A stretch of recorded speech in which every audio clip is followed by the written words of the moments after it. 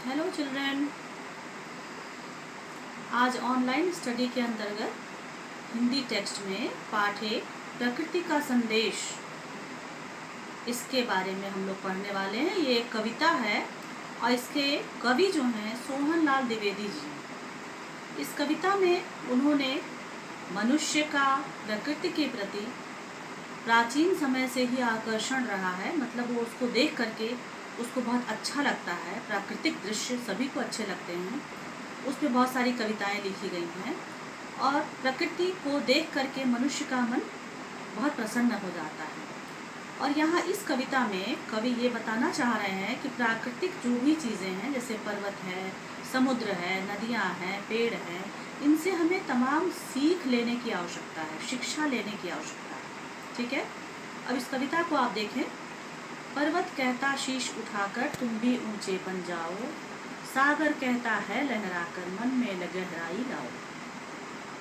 कवि कहना चाहते हैं कि पर्वत जो है, जो ऊंचे ऊंचे पर्वत हैं हमारे देश में, वो हमसे अपनी ऊंचाई के माध्यम से ये बताना चाहते हैं कि हमें ऊंचाई ग्रहण करनी चाहिए, हमें ऊंचे बनना चाहिए। ऊंचा मतलब हमें लंबाई से आशा नहीं है, हमें अपने नाम को ऊंचाई पे ले जाना चाहिए, अपने माता पिता के नाम को ऊंचाई पे ले जाना चाहिए, बुलंदियों पे पहुंचाना चाहिए।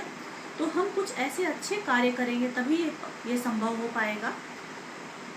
और सागर हमसे लहरा लहरा करके ये बताता है कि जैसे वो इतना गहरा है कि अपने अंदर तमाम चीज़ों को समेटे हुए है, तमाम उसमें अच्छी चीज़ें भी हैं, तमाम उसमें वनस्पतियाँ हैं, जीव जंतु हैं, उसी प्रकार हमें भी अपने अंदर मन हमारा इतना गहरा होना चाहिए कि हम उसमें सारी बातों को समेट करके रखें। बातों को हम यहाँ वहाँ उसको बताएं नहीं, लोगों जहाँ आवश्यक हो वहीं पे उसको हम बताएं, चुपचाप उसको अपने अंदर हृदय में ग्रहण करके रखे रहें। पृथ्वी कहती धैर्य न छोड़ो, कितना ही हो सिर पर भार, नभ कहता है फैलो इतना, ढक लो तुम सारा संसार। अब पृथ्वी हमसे ये कहना चाहती है कि पृथ्वी पर आप देखते हैं, आप जानते ही हैं कि बहुमंजिली इमारतें बनी हैं, बहुत सारे कारखाने बने हैं, बड़ी बड़ी मशीनें हैं, लेकिन पृथ्वी कभी भी उफ नहीं करती है, अब बस इतना ही है। वो उसको और ग्रहण करती जाती है। बोझ होता है तो कभी भी बताती नहीं है कि हम बहुत परेशान हैं। तो व्यक्ति भी यदि किसी परेशानी में है, बहुत काम का बोझ है, बहुत सारी उसके ऊपर बर्डन आ गए हैं, बोझ आ गए हैं, तो व्यक्ति को अपनाहट नहीं महसूस करना चाहिए। उसको धीरे धीरे स्टेप बाय स्टेप उसको जो है कदम से कदम मिलाते हुए उसको धीरे धीरे सॉल्व करना चाहिए, उसको धीरे धीरे सुलझाना चाहिए समस्याओं को। समस्याएं तो व्यक्ति के जीवन में आती रहती हैं, उनको धीरे धीरे सुलझाना चाहिए, न कि घबराना चाहिए। समझ रहे हो क्या कहती है, उठ उठ गिर गिर तरल तरंग।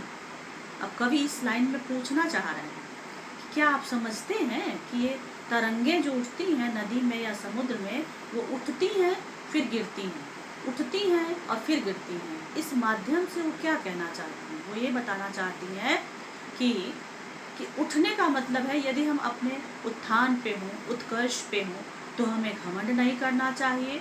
और यदि हम पतन की ओर हैं, अवनति की ओर हैं, यदि हमारा जो किसी भी कारण से अवनति की ओर हम जा रहे हैं, गलत रास्ते को पकड़ लिए हैं, तो हमें घबराना भी नहीं चाहिए कि बस अब नहीं हो पाएगा, ऐसा नहीं सोचना चाहिए।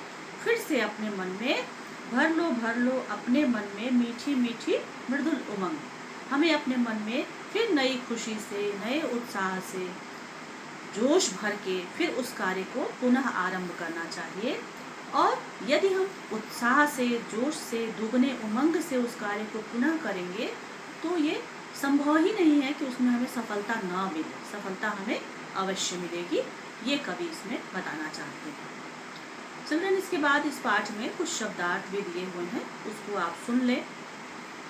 शीश माने सिर या मस्तक, नभ माने आकाश या गगन, गहराई माने गंभीरता, तरल माने बहने वाला द्रव्य जैसे पानी, धैर्य माने धीरज, तरंग माने लहर या ऊर्मी, भार माने बोझ, मृदुल माने कोमल, हृदय माने अंतःकरण, जो हमारा मन है उसको भी कहते हैं, उमंग माने जोश या खुशी।